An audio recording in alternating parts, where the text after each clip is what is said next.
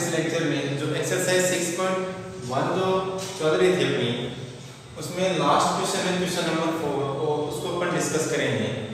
Question number 4 में अपने को दिया गया है कि निम्न फलन f(x) आपको दिया है और ये फंक्शन आपको दिया गया है कि अंतराल, और ये अंतराल कैसा है, समवर्त अंतराल है, क्लोज इंटरवल है -1, 2 में संततता का प्रेक्षण अपने को करना है।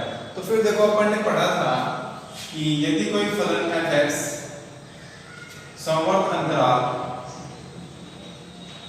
a, b में संतत कहलाएगा यदि वह विवर्त अंतराल ab में संतत। दूसरा अपन ने ये देखा था इसमें कि जो a है यानी कि बिंदु x = a पर दाईं ओर से संतत हो, किस ओर से संतत हो, दाईं ओर से संतत हो। और तीसरा था कि बिंदु x = a पर, सॉरी b की बात करें, b पर बाईं ओर से संतत हो। तो जो दिया गया फलन होगा वो इस विवर्त अंतराल समवर्त अंतराल ab में क्या होगा, संतत फलन कहलाएगा। अब यहाँ पे देखो अपने पास में विवर्त अंतराल दिया गया है a, b। अगर इस विवर्त अंतराल के एक भी बिंदु पर फलन असंतत होगा तो फिर वो इस क्लोज इंटरवल यानी समवर्त अंतराल में क्या हो जाएगा, असंतत फलन हो जाएगा। तो फिर यहाँ से देखो अपन इसको स्टार्ट करते हैं। और अब यहाँ पे देखो इस समवर्त अंतराल में अपने पास में देखो बिंदु दिए गए हैं 0, 1 दिए गए ना, और ये -1 और 2 में शामिल नहीं करेंगे तो इसमें विवर्त अंतराल में जो बिंदु आएंगे वो आएंगे आपके पास में 0, 1। इनमें अपन चेक करके देख सकते हैं कि इस विवर्त अंतराल के प्रत्येक बिंदु पे ये संगत है या नहीं है। तो फिर यहाँ से इसको सोल्व कर रहा हूँ मैं कि x = 0 पर फलन की x = 0 पर फलन की आप याद कर सकते हो बाईं सीमा, और वो हो जाएगा आपके पास में f 0 - 0 = limit h tends to 0, और इसको लिख सकते हैं f 0 - h। अब बाईं सीमा के लिए फंक्शन क्या है आपके पास में, यानी कि 0 से कम। तो 0 से कम के लिए फंक्शन क्या आपके पास में ये वाला है, इसको हम लिख सकते हैं लिमिट h टेंड्स टू 0, यानी कि x का विलोपन किससे होगा, 0 - h से होगा। तो माइनस, ये माइनस तो बाहर आ गया, x की जगह क्या रख दूं, 0 - h का होल स्क्वायर। आगे सोल्व करोगे इसे तो ये आएगा लिमिट h टेंड्स टू 0, ये बनेगा माइनस 0 - h का स्क्वायर, तो क्या बनेगा आपके पास में h square. h tends to 0 करोगे तो वैल्यू क्या आएगी आपके पास में, 0 आएगी। ये समीकरण नंबर हो गई फर्स्ट। फिर आप याद करोगे x = 0 पर फलन की दाईं सीमा को अपन लिखेंगे f 0 + 0, और इसको लिखते हैं limit h tends to 0 f 0 + h। अब x = 0 पर फलन की दाईं सीमा निकाल रहे हैं, यानी 0 से थोड़ा सा बड़ा, तो फिर x > 0 के लिए फंक्शन क्या आएगा आपके पास में, 4x - 3 आएगा। तो यहाँ देखो limit h tends to 0, x का जो विलोपन होगा वो किससे होगा, 0 + h से होगा। तो फिर ये आएगा 4, 0 + h तो आएगा 0 + h और माइनस का 3। यहाँ से इसको सोल्व करोगे तो आएगा लिमिट h टेंड्स टू 0, और ये आएगा आपके पास में 0 + 4h तो आएगा 0 + 4h और माइनस का 3। h टेंड्स टू 0 करोगे, 0 को चाहे आप यहाँ लिखो या मत लिखो कोई फर्क नहीं पड़ता। तो ये आएगा आपके पास में 0 रखोगे तो क्या वैल्यू आएगी आपके पास में, माइनस का 3, और ये आ गया आपके पास में समीकरण नंबर 2। अब चाहो तो आप x इज इक्वल टू 0 पर उस फलन का मान भी ज्ञात कर सकते हो। चलो कर लेते हैं। x इज इक्वल टू 0 पर फलन का मान। तो फलन का मान x इज इक्वल टू 0 पे क्या होगा? 0 के लिए फंक्शन क्या है? x less than equal to 0, तो x बराबर 0 के लिए फंक्शन क्या है? Minus x square. जाएगा माइनस का 0 का whole square is equal to 0। ये समीकरण नंबर आ गई थर्ड। समीकरण 1, 2 और 3 से यहां लिख सकते हैं क्योंकि f0 इसको हटा दो आप यहां से, और यहां देखो क्योंकि f0 0 है और फिर है बाई सीमा f0 minus 0 not equal to है f0 प्लस 0, यानी कि फलन का मान और फलन की बाई सीमा इक्वल है और फलन की जो दाईं सीमा है वो नॉट इक्वल टू है। अतः बिंदु x इज इक्वल टू 0 पर फलन असंतत।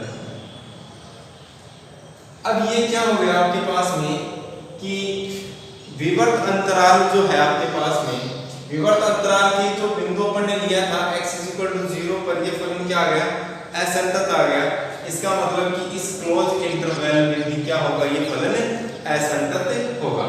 अगर मैं एक बिंदु पे और चेक करूं, यानी कि अगर मैं 1 पे और चेक कर लूं, इस पे 1 पे, तो 1 के लिए देखो फंक्शन आपके पास में x less than equal to 1 और x ग्रेटर देन 1 के लिए फंक्शन दिया गया है।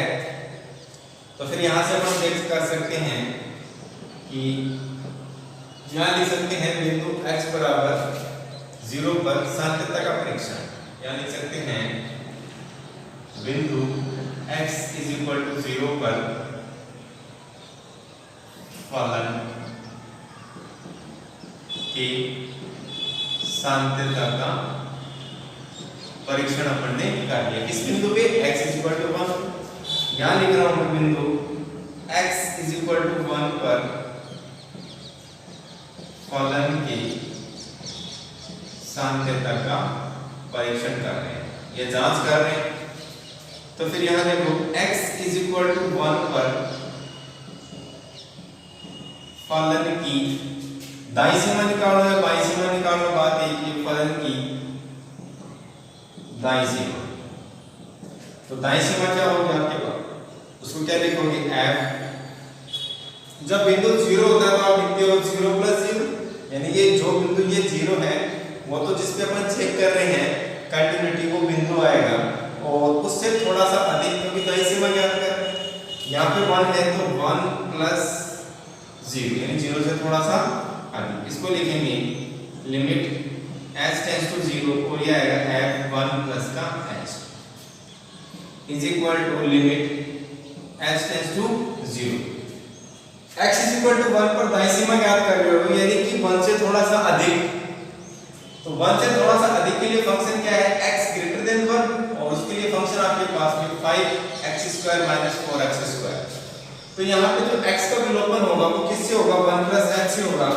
तो आएगा आपके पास में 5x² की जगह x की जगह आप लिखोगे 1 प्लस h, तो आएगा 1 प्लस h का होल स्क्वायर, फिर है माइनस का 4, x की जगह लिखोगे आप 1 प्लस का h।